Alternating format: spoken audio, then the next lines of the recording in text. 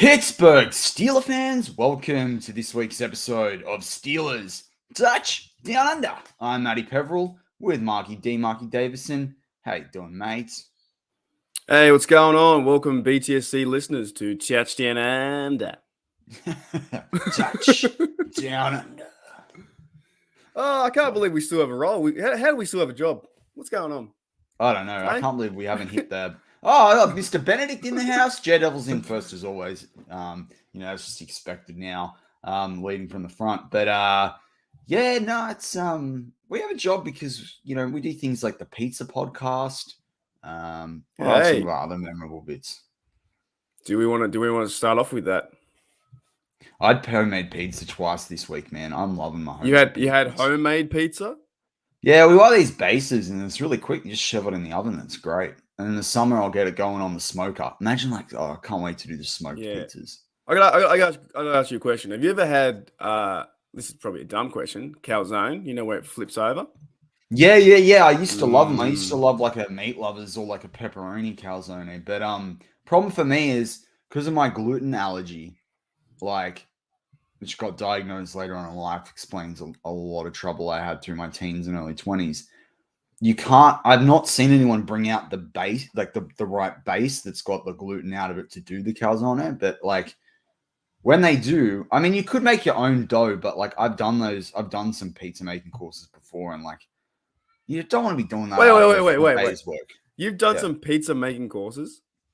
Yeah, I've been in 2 companies where we did them for team building activities. So you literally get everything, there's no dough or anything, and you put it down and then you knead the dough and do all that stuff. And mate, I literally worked for Pizza Hut for 9 years. I could have taught you how to make pizza.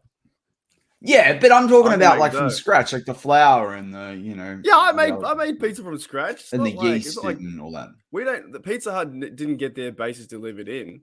We made everything. I can make a batch of dough in about 31 minutes. I think it was. Yeah, right.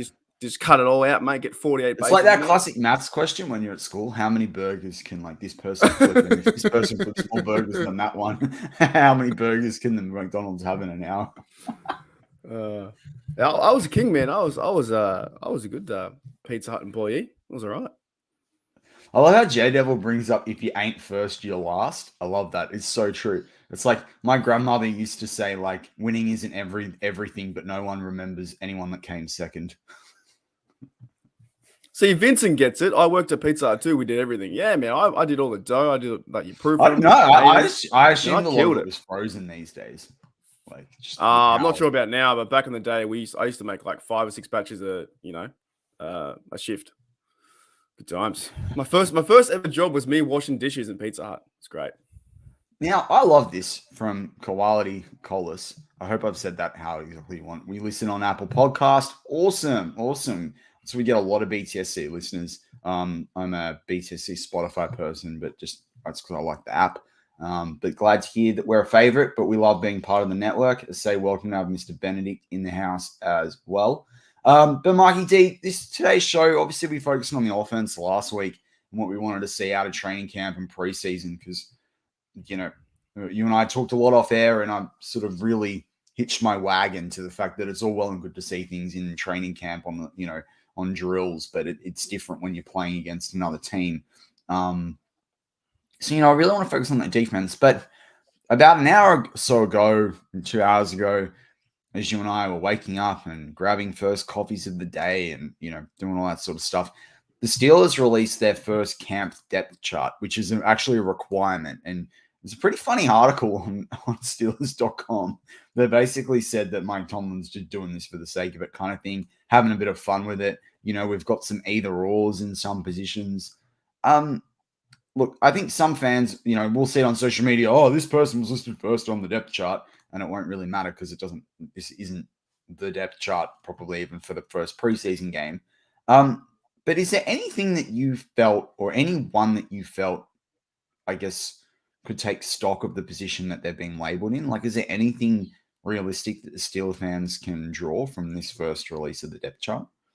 I'd probably say that Kevin Dotson and Green sharing the guard position was quite interesting. So that he played center last year, and now that on the depth chart, they're sharing a position, says he's not going to play center. So I would say maybe take a bit of stock in that.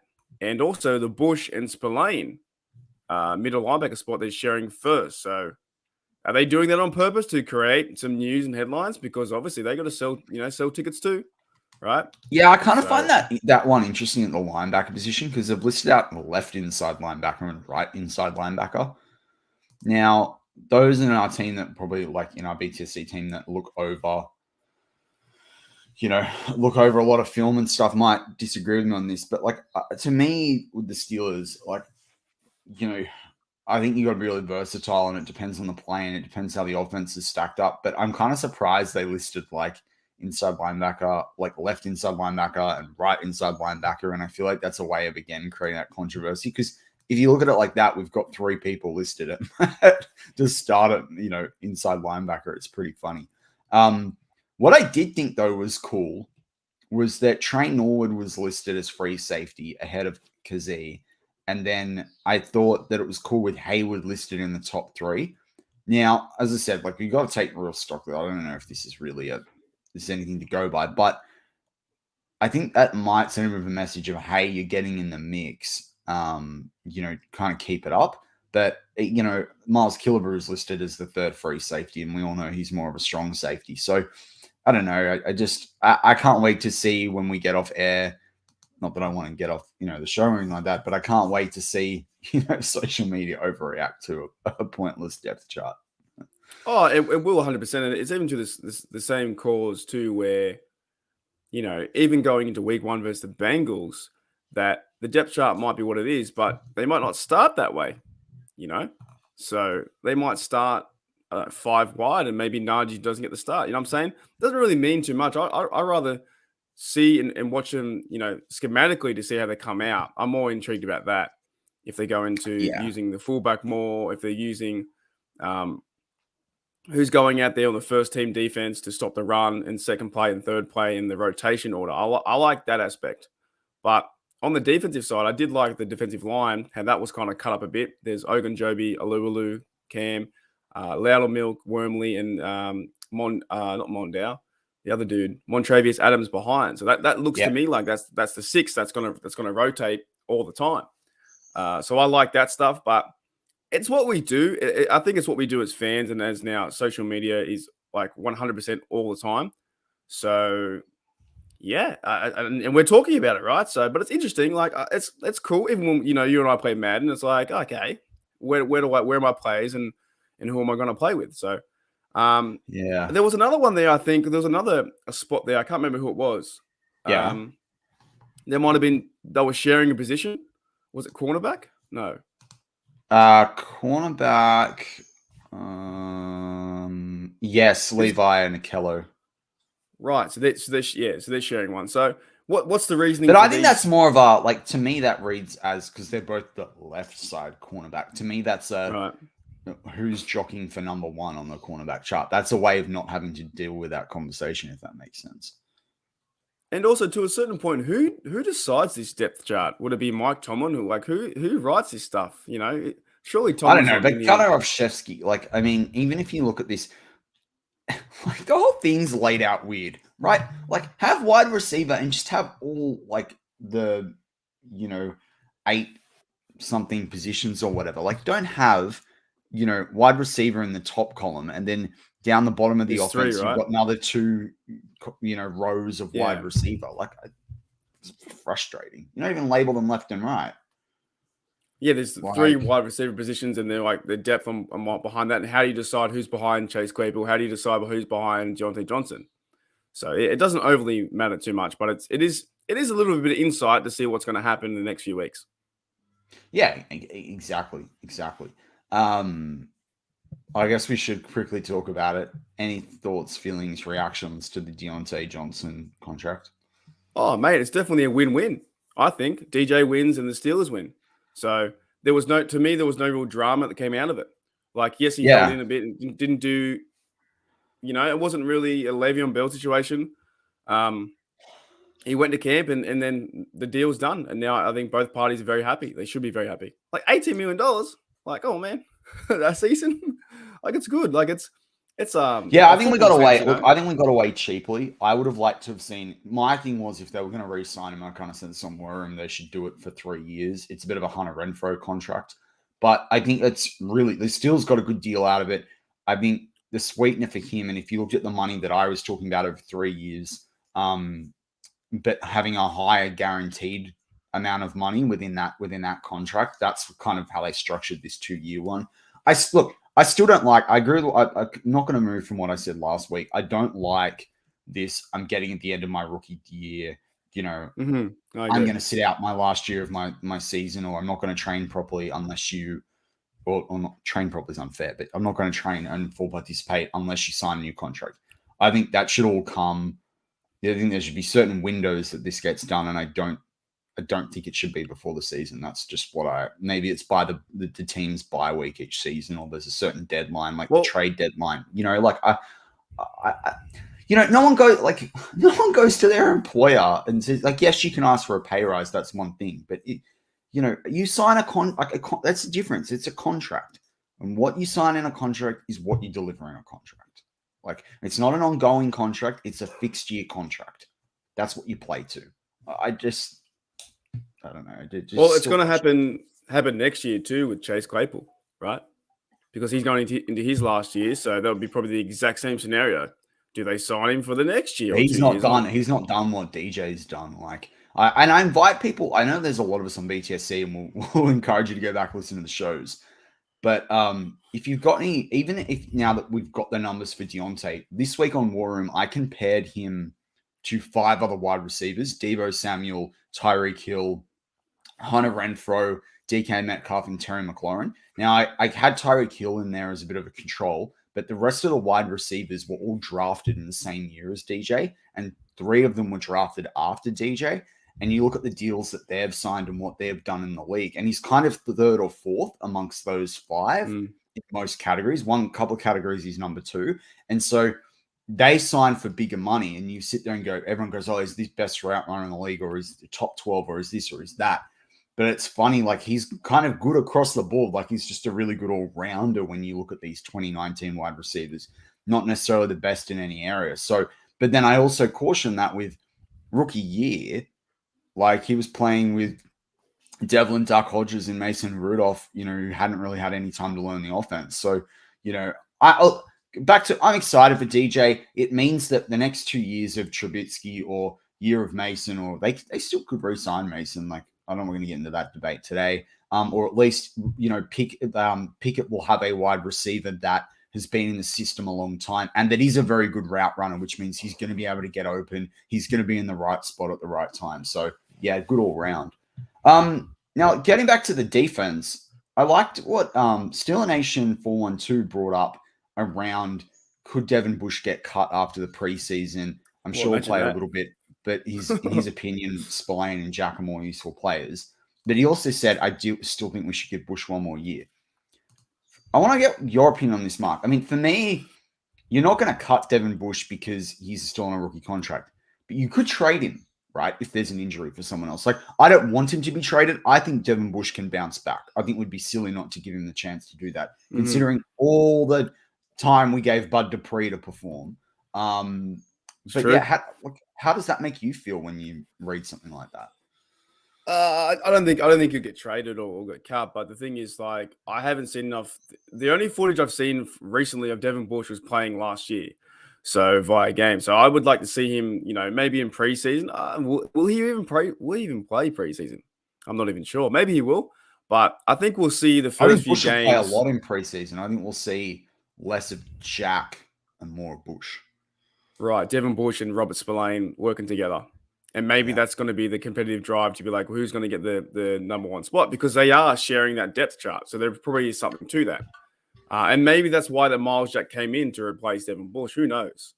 But for me, I haven't seen enough like Twitter videos of the training camp or stuff like that to see, and I guess too, you got to wait until game tape or like when, the players actually play another opponent. Do I think to really evaluate? I don't know. I'm excited to see what he can do, but I'm not going to throw him against the wall straight away if he's not performing. Yeah. Yeah, no, totally. Totally. I think the thing for me about Jack and Bush too is like if Jack goes, like if you cut or trade Bush, if Jack goes down, who's that super fast linebacker that you've got? Yeah, that's right. No one. So like, I was drinking water. I was trying to make a joke. I was going to say Spillane, but now the joke's done.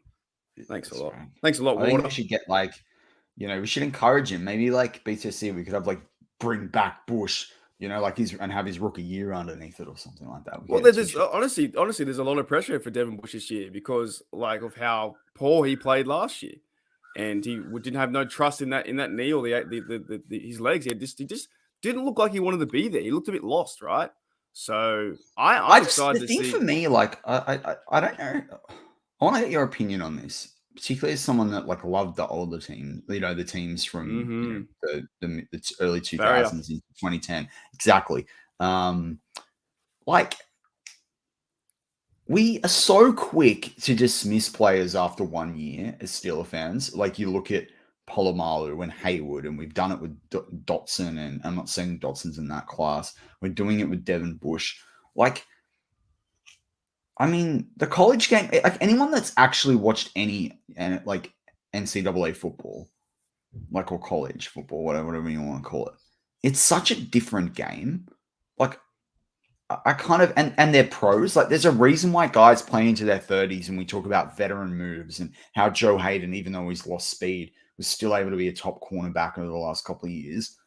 I just wonder whether we have to temper our expectations. I mean, like, when someone moves from being in a college or any sort of tertiary situation into a job, like, they're never going to be great from the outset. It's going to take them a couple of years to learn how to be a professional, to get things right, let alone if they're injured. Like, I don't know. I think sometimes I know it's all about winning. Don't get me wrong. Like, you've got to have the guys in there that are performing and that are in form. And I think they should make, sometimes I think that we're too slow to make changes at positions, in professional sport and including the Steelers. But like, yeah, I don't know. What are your thoughts on this? Because I feel like sometimes fans, we just go, nah, that guy's not it, Well, to a certain degree, what we're going into the new social norm is instant gratification, which is like we need to know something happens, like right now. Like I want this, I want them to win the Super Bowl now, right? And when I was growing up watching the game, the Steelers, when I was younger, 2004, 2005, 2006.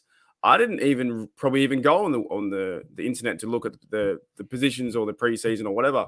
I would just watch them play when I saw them every week and watch them play, and then I would learn the team that way. But we have so much access to the team now. Like, you count how many Steelers YouTube channels there are and how many Steelers podcasts there are. There's probably over 200. I would say big ones like BTSC and small ones all over the shop. But it's like we need to know, like the depth chart right now. We need to know if Bush isn't playing, then cut him. And I do fear that this happens like with the quarterbacks too. If Mitch doesn't want to play, it doesn't play well, cut him. If Kenny Pickett doesn't want to play well, cut him. But it's not how it works in the football world, right? Coach Tolman and those guys don't care for our opinions. They want to go out there and try and win. They're not trying to please us. They're trying to please the owners and get a successful team. But instant gratification is what we're faced with nowadays. Do you get a red notification? Boom, here we go. Okay. We need to know everything all the time, which is it could be a blessing and a curse at the same time. Exactly. You watched last night's rugby league game of Manly, the team that we I did. Oh, man, mate. I was so pumped up. Did you notice a guy in that game, taller than everyone else, Sean Lane? He was number 11 for the Parramatta Eels that they played. Sean Lane used to, I don't know, you remember that he used to play for our team. And so, listeners, basically, this guy is having he's having a really good season in his position, like a really good season. And like he plays a role kind of like the tight end. You could almost imagine him as it's a bit Gentry-like in a way, but imagine him, big fella. Only being as good as like a Kevin Rader, for example, for like his whole career through 10 years, moves around, journeyman with different teams. And this year, he's one of the best players in the league at his position. And he tore apart, Mark and my team last night. Mm-hmm. And like, it's just one of those stories where like, the reason I bring it up is relevant. It's like, we can just close the door on some players and who knows what they're going to do later on. Like, It's so true. If they struggle in one game or two games, we say fire that guy. It's the same But look at argument. Bettis. Look at Bettis. He had good years for the Rams, and then they drafted another guy, and then traded him for the Steelers. And like, what did that other guy do? I think he made the Pro Bowl the first or second year, and then did nothing after that. Like, I don't know. It's pretty crazy. Well, it's all about progression for me. Like, the reason why I follow the team is, yes, I want to see them win the Super Bowl. But at the same time, I follow the stories of Cameron Hayward, of TJ Watt, of Najee Harris in their progression. I like seeing that stuff to see where they started, how many yards they've gone, and how and players like even I don't know Zutska, whatever his name is. Like, will he make the roster this year? But he's been a hard time going here, there, and everywhere. You know, it's not just all about, you know, did they win, because at the end goal is winning, but we follow the team to support the team, I think, and that comes with it. And then if Devin Bush doesn't play very well, we're straight onto him, right? Straight onto him. But if he comes out this year, there'll be a lot of guys saying, "Oh, you know, I always thought he was pretty good, but you hated him last year." You know? 100. I like the amount of people that I hear. Oh, don't even start me. Like, I just, you know, Kevin, this is, you know what could happen, right? Let's say Kevin Dotson. I meant to say Kendrick Green before when I was comparing the players as well, when I was talking about guys that we went out on after the first year. But like, you know, Kevin Dotson, God forbid, you know, might get injured, right? And then Kendrick Green will be in there. He'll play really well, or he'll like, because he's got that Mauler attitude, he'll like smash someone on the defensive side, like put them on their ass kind of thing. And the next thing you know, everyone's like, "Oh, we love Kendrick Green." Man, look at Spillane, right? No one thought anything of Spillane. He does one big hit on Derrick Henry. Everyone's like, "Oh, I always knew Spillane was a big hitter and he was good for this team." Nate, come on. You know, this team, like Vincenzo Williams, same thing. Like, come on. Oh, Vince Williams was amazing. I'm the same with Claypool, though, right? Because I've had my thoughts of Claypool about how he's not. Yeah, but different. You and I at the start were fans of Claypool. There's a difference there. We talked a lot about the impact that Claypool could have. I was okay. I was okay with him, but like, I just think he's not he doesn't feel like a receiver. He doesn't feel like a top 20 receiver. He's just a guy out there playing football. What it seems to me, he's not like a Deontay Johnson or a Pickens that like turning in routes and grabbing the footballs out of the air and coming down and making like football like receiver plays. But I put a lot on that. But now, if Claypool goes out there and actually blows it away, I'll be happy for the guy. But also, I'll put my hand up and say I did bag him out a few times. You know what I'm saying? I will be honest. I bagged him out a few times, and he's going to be successful. So it's the constant bashing, I think, of the players in the defense too, or wherever they are, no matter who they are. If you to tell them how bad they are and then cut them, but only on a short spurt, right? Only in a short spurt. And the example of Bud Dupree is fantastic, right? But no one liked Bud Dupree. And then he came out, and then everyone said, "Well, why are we getting rid of Bud Dupree?" What about James Harrison, right? Like, exactly. We look back at Harrison, like, you know, a god, you know, a lot of people look at him like a god, and people, that's me. I know. Just the enthusiasm. All I'm going to say though is that, like, where were we at on him? Like, I think we've got to have a bit more faith in the Steelers, like, especially Mike Tomlin. Never had a losing season. Like, yeah, it strikes me as really funny with this stuff. I mean, just on Claypool, and we do have to get back to defense. It's so funny. When you and I want to talk about offense, we always talk about defense. And then when we want to talk about defense, that's so offense. Weird. But I agree with you on Claypool, but I think this was my fear when he got drafted. I think the guy is a, you know, receiving tight end, really, and he could demolish the league if they put him into that position. And that's where he should focus. I think that's where he's got a long-term career. He could play for another 15 years if he wanted to, but it's not what they're doing. Let me break it down. Let me break it down for y'all. Okay, with my bad accent. Okay, what it comes down to, really, when you really think about it, is just enjoy the season. Like, to be honest, just enjoy the bloody season. Like, okay, you might hate this guy, you might think he's a bad quarterback. I might think Claypool's awful. But when they go to play the Bengals, you just want to see the team play well and play better than the opposition and enjoy the team and see them win. And, of course, watch the progression of the players. You want to see the Trey Norwoods go from year 1 to year 2 and hopefully gain some skills and get better, right? I think it comes down to just enjoy it. And the more we nitpick everything and like, well, Devin Bush can't play, he's awful, he's a this round bust, it doesn't really serve any purpose to do these things besides the comment itself, just to bring it up. But I think just overall we enjoy it. And like we are watching 90 players going to 53 very soon. And that to me is exciting. It's sad for 37 of them, but it's exciting for the 53. I think I did that right. Well, and what you said there is vital, right? Because this week, on just to close out Devin Bush, Miles Jack said something where and it's very telling. He said, I can't wait to play behind this defensive line. I've never played behind a defensive line like this. It's going to allow me to go to work. How many issues did we have on the defensive line last year because of injuries? A lot. Like, right? Devin Bush has come back from a knee injury, and the defensive line is like bloody Swiss cheese. Right? So, like, can you expect it to be a good result? Of course, it's not going to be a good result. But then you look at the years that he did really well, and you had your Tuits in there, you had your Alawalus, your Wormleys, you got your Bud Dupree and your TJ Watt in 2019. Like, we've got to think about the scenarios here that make it work or not work for inside linebackers. I mean, I talk a lot about, or have talked a lot about Luke Kuechly, and he talks about how much easier his job was the year that Carolina made the Super Bowl in 2015, I think it was, there against the Broncos, because you look at the defensive line they played really good football, and it just makes such a difference. But I want to go to the cornerback position because, that's a really interesting one for the Steelers this year. There's no necessarily consensus number one. Is there anything that you've seen since training camp started or heard or what have you that's shifted your opinions about how we're sitting at cornerback, who are the guy who we should really be thinking about as being the most important cornerback? Yeah, I want to know your thoughts about cornerback room. Well, the big question probably is, are we healthy at the moment? Because I know that Cameron Sutton had a knee injury yesterday. I haven't heard too many reports on that besides he had something happened to his knee. I think he may have been carted off, or he was walking on the sideline. I'm not too sure. I heard one report that it was carted off, and I saw another article that he was walking on the sideline carrying his helmet. You know what, Chris Carter? Sorry to interrupt. Chris Carter should have a column in his Pittsburgh Post-Gazette now. It's called "Carted Off," and it's just an injury. Mate, you're giving him an idea if he listens. That's not a bad idea at all. Oh no, it's a great idea. I should shoot him a Twitter message.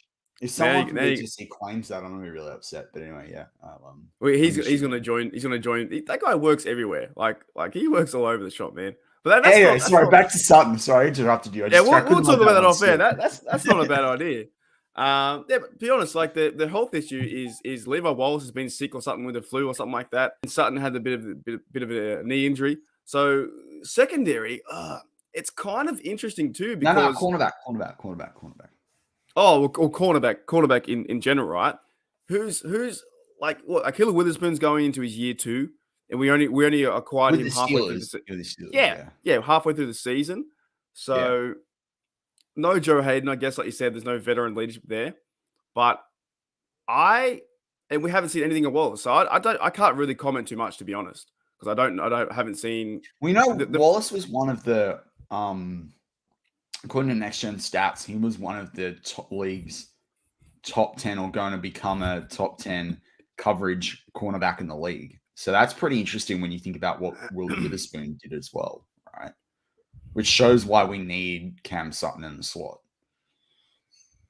Yeah, well, Cameron Sutton, to me, hopefully he's okay, because I think he's a vital piece for this defense.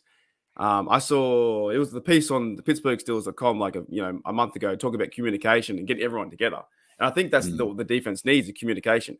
He's talking to not only his cornerbacks, he's talking to the linebackers, he's talking to Minka. And I think him being a guy on the defense now, he's almost up near TJ Watt, Cameron Hayward, or Minka, kind of he's just as important, right?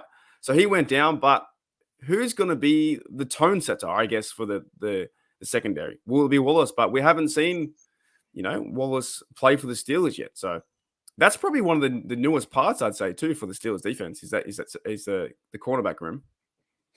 Yeah, for sure. I'm excited for Chris Steele. I was really excited for him in the draft. So yeah, that's interesting. Hopefully he can beat out Pierre and Lane, who I've never been a real fans of. So that's for me with the cornerback.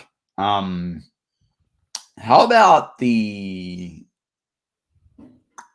outside linebacker? Is there anything there? Because I feel like obviously it's TJ Watt and Highsmith, but I feel like we haven't really heard or seen a lot, which I think the preseason's going No. to be really big for out of the depth pieces there. Like, I really liked the Avery pickup. I think that as a guy that can play inside and out, I think is such an important depth piece. I'm kind of keen to see what he can do in this, especially in this defense, like come preseason. Well, I was going to say, like, out of the stuff that, that I try and research for the show or just for the Steelers in general, I haven't seen too many articles, no matter where you'd find your stuff, if it's on BTSC or other avenues. I haven't seen too many news pieces on the outside linebacker besides those two players. Because you're right. Because we've seen what Zutska I can never pronounce his name. Zutska can do, right? Avery looks like a beast on the outside, but can he back up behind Highsmith or TJ?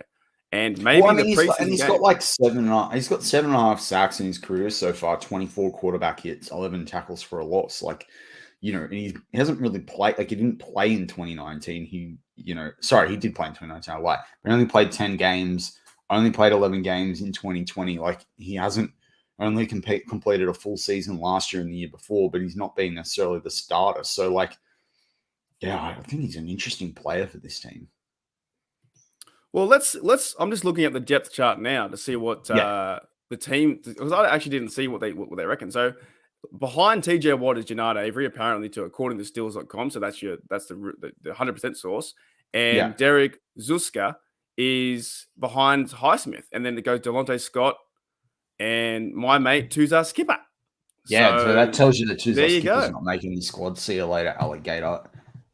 He's a preseason champ. He's going to come out this year and just go. I'm never going to let this go. Quincy Roche, massive fail on the Steelers' part.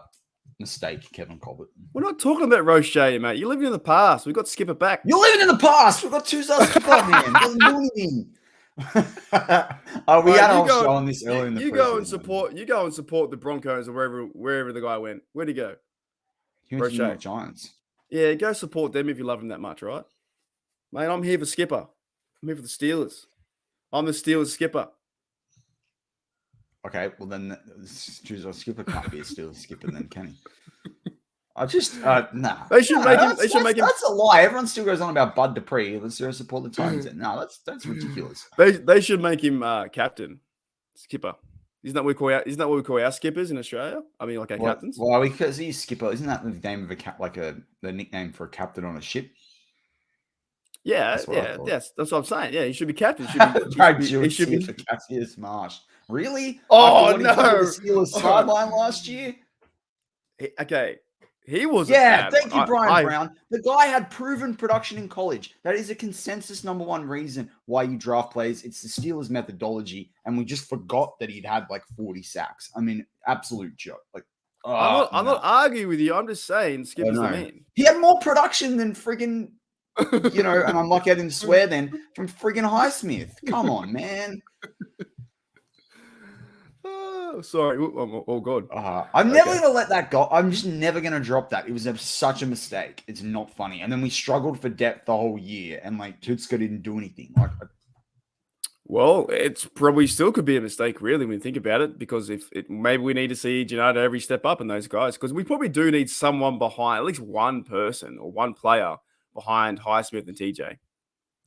You know what, though? I would like to see in certain sets if they could even try a Devin Bush or Miles Jack there on certain plays. Just like have a, like in the NBA, sometimes you'll have a squad that's like you'll have a version of your team, like a team sheet that's like big men or 3-point shooters or, but guys for the free throw at the end of the game if it's tight. I kind of like to see like a super fast defense. And like when you're playing one of the more average teams in the league or whatever, you've got them on like third and long, you just send out like the fastest guys you've got that can actually, play in that position of the scheme and just hell for leather at the quarterback. Well, who's helping our linebackers coach? Brian Flores. Exactly. Look what he did. Look what he did last year with the Miami Dolphins. So maybe there might be new schemes. That's probably why too. It doesn't really matter about the depth chart because schematically, they're going to come out all different kinds of places everywhere. Like sometimes TJ Watt lines up as middle linebacker. It's just let him play. Let him go play. I said this earlier on in the year. I talked about this, I think in last year's preseason on War Room. I am also interested to see how if the Steelers can do anything in the 4-3. I think that could be a little wrinkle for them in the defense if they had a few more 4-3 schemes that could really help them at different times, particularly when you've got guys like Leal and Ogunjobi and, a outside linebacker the size of TJ Watt as well. Like, I think that there's opportunities for them to go and do that. So I think that's another interesting element to the way that this defense has built up. Is there a player on this Steelers defense now? And it could be a guy that's going to be a fourth or fifth piece on the depth chart. But is there one player that you're like, no one's on this guy? He's the dark horse. Like, he's going to have a really big impact this season. And I've got a gut feel you're going to say the player that I'm going to say. But yeah, who's that guy? Well, it's not Skipper. This one's maybe an easier one though. Maybe hang on. Oh boy. Maybe Isaiah Loudermilk. Maybe. Oh yeah, okay. I wasn't gonna say him. Okay. Maybe he might have a better go this year. He definitely bulked up. He definitely looks more competitive out there. I think that him going to the second year, he might have a better go to be like make some plays out there. But he's not really that far of a fourth or fifth kind of guy that you asked me the question. So no. He doesn't have to be a fourth or fifth guy. It's who's that outsider that they're in there. Well, he's a bit outside there, kind of. He's playing behind or the first team defense. He'll be playing second most likely. And Daredevil's is Marcus Allen, which is Daredevil's like Daredevil can tell that I'm in a feisty mood today. He's like, let's see how hard we can poke the bear. That is interesting. Or as well, maybe a guy that I kind of thought maybe if they use Carl Joseph, if he sneaks onto the roster too, at the safety position, but depends where he can go because apparently Deontay Kazee's been killing it. So really and he's a good player. He's a really good player, right? So these kind of guys can probably excel in the preseason, but I think at some areas, maybe besides cornerback, we have a lot of depth at because safety looks pretty fun right now. Looks like a real good time. Because the player for me is Trey Norwood. I think Trey Norwood's going to have a really good year, right? Like he was, even in preseason last year, there are plays where he's there, but he's just not there. Like he's picked it up just a little bit, like slower than if he'd been there like half a second early. I know it's like ifs and buts and whatever's, but it's kind of like if you play Madden, there's the play recognition stat, right? It's like he had all the like good stats, but his play recognition was like a 50 or 60 out of 100, and now I think it'll be like a 70, plus kind of thing. But like it, I think Trey Norwood, this Swiss Army knife, secondary cornerback, different schemes, different plays. I'm interested to see if he's put on, and if anyone's been to training camp or they've seen a photo that they think definitely shows this, please let me know. I'm interested to see whether he's put on any weight as well. I thought he was a little bit small last year. I thought he needed like 10 pounds or so as long as it doesn't slow him up. Here's a good point to where I was saying before how we should just enjoy the game, right? If we can just go with that and enjoy the game and watch the progress of Trey Norwood from year 1 to year 2 and progress of Isaiah Loudermilk from year 1 to year 2, that's exactly why I watch football and why I watch the Steelers. Yes, I want to see him win, but same time, TJ Watts and Minkas and Cams, they're doing their thing. Let them go and do their thing, right? But when you see guys like Trey Norwood go out there and absolutely kill it and pick off routes and get involved in the play and pass deflections, and when you're watching as a fan, you're like, wow, he's pretty good. He's good this year. He's good this year. That's when you start to really get behind these players. And I think and where the instant gratification really messes everything up is, well, he missed a pass or he got burnt on one route. Cut him. You can't cut everyone. That's it. You got to have 53 players. Brad, but I agree with you. I lived below Marcus in college, and we always knew when they were at practice because our apartment wasn't shaking from the music he blasted. How's that guy still on the team?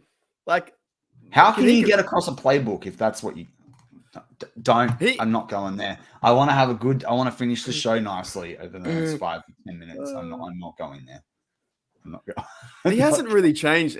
That's a guy too. He hasn't really changed that much since entering the league with the Steelers. How is he getting paid more than Terrell Edmonds? If I was Terrell Edmonds, I'd be holding out. Be like, no, I wouldn't have signed that deal.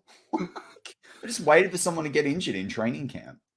Sorry. He is the one there. I'm like, he doesn't look big enough to be a linebacker. I've seen the way that he plays. He's not. He doesn't look like fast enough to be a corner, or maybe, can't cover that well in the backfield. It's like he's the one of the players like, there you go. He's nice. That's probably why. And that's nice good. Like, as I said, it's not a slight. It's not a slight on their human being. I just like if you actually go back and listen to when Mark and I started, and only on the audio side, I defended Marcus Allen from a lot of criticism.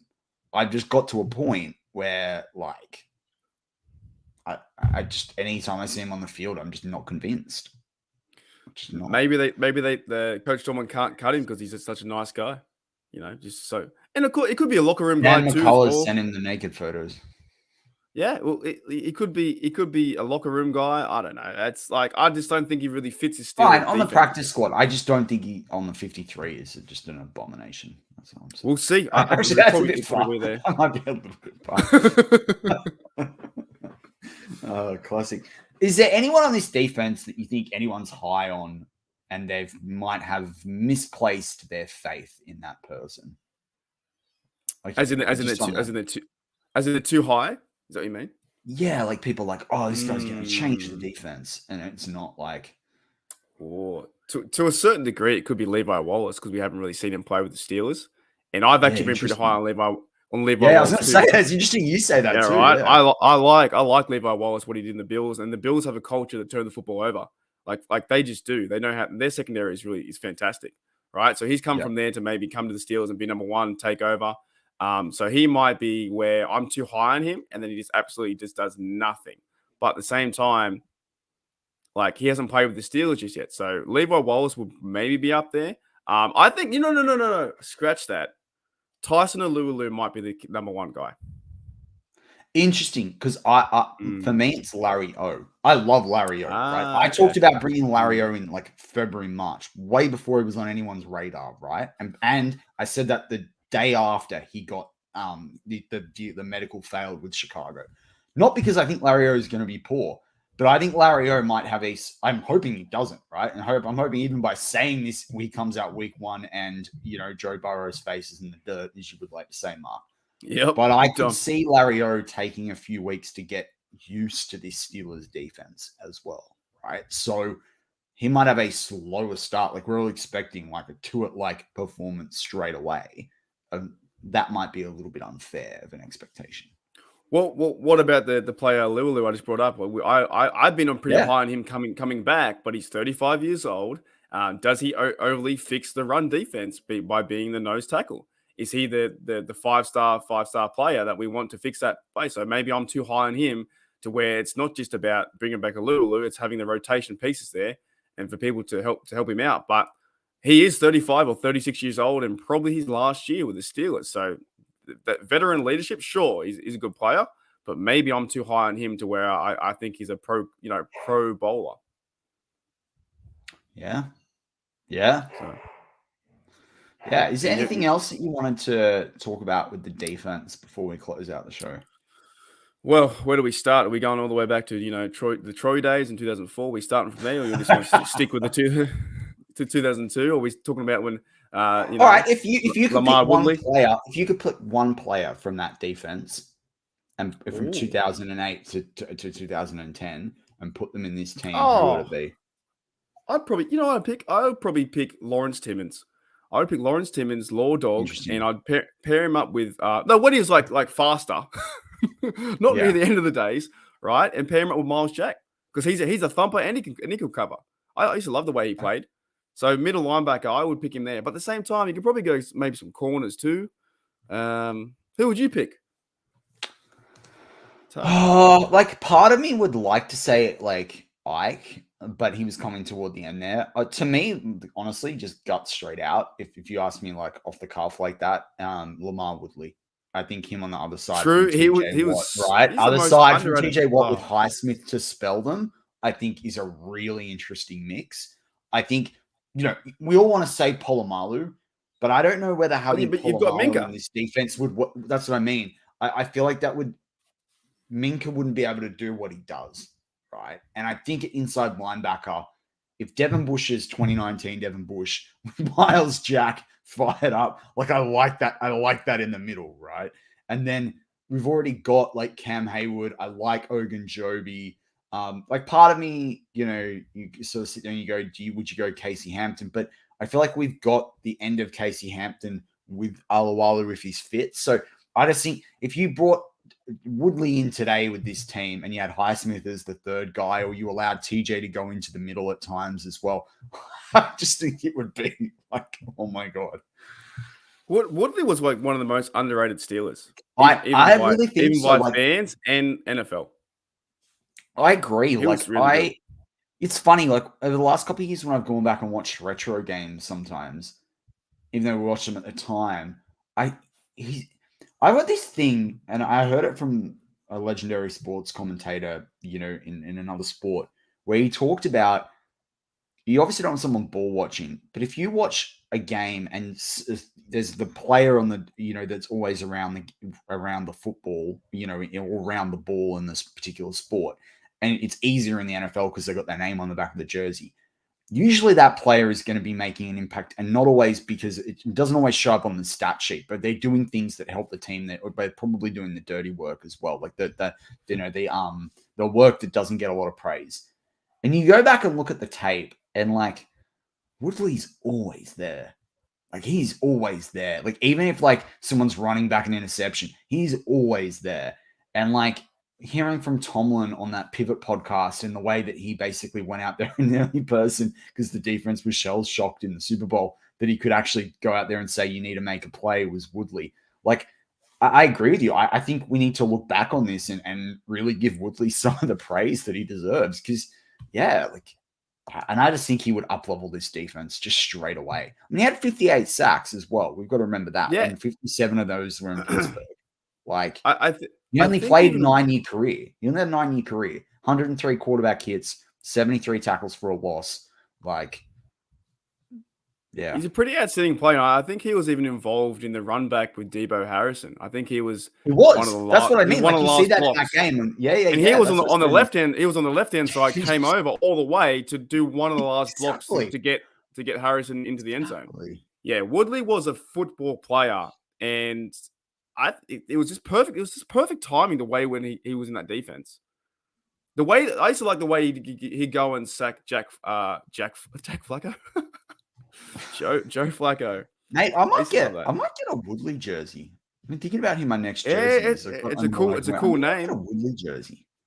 56 too. He was a good player. Like I think, yeah, a lot of people forget about him. The NFL didn't talk about him at all, to be honest.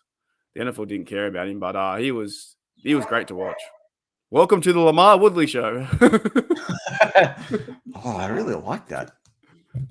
I really want a Jack jersey though. Let's get them all, mate. You know who to talk to. You talk to Bad. Yeah, like I don't know. I reckon we should get a BTSC shirt that's got like a offensive line once he he has a really good game. Whoever that team is, all like lined up like a wooden plank, and you got Miles Jack like jacking it up like a car. There's another idea you're giving to the internet. Stop giving them away. I got this idea, right? Disney, if you're listening, I had this idea, and we joked about this when we were at Disneyland a couple of years ago. They have the Mickey Mouse ears that everyone wears, and they've got the different themed ones. Like there's even Star Wars ones now and Avengers ones, and Toy Story ones, all the rest of it. I don't understand how they haven't made ones that have like a snow globe in them, right? So like when you shake their head, like all the snow goes in. Like imagine it was like plastic, but it was like hollowed out, and it was like a snow globe because it's like Christmas time, and they made like a Christmas special Mickey Mouse ears. Anyway, so I said this to my fiance, and she was like, "Oh my gosh, like the spies of Disney are gonna like come up with this now. You've just made them like $100 million." Well, I think actually Daredevil works for Disney, so I think Daredevil's gonna go steal your idea. Oh well. We said it here now live. It's recorded on air. 45, however many thousand people will listen to it. Daredevil says, yeah, never forgot Woodley's strip sack at the end of Super Bowl 43. Just beautiful stuff. All right. Well, with that wraps up this week's Steelers Touch Down Under. I'm Matty Peverell with Marky Davison as always. Go Woodley. Go Steelers. Almost didn't hit end broadcast again.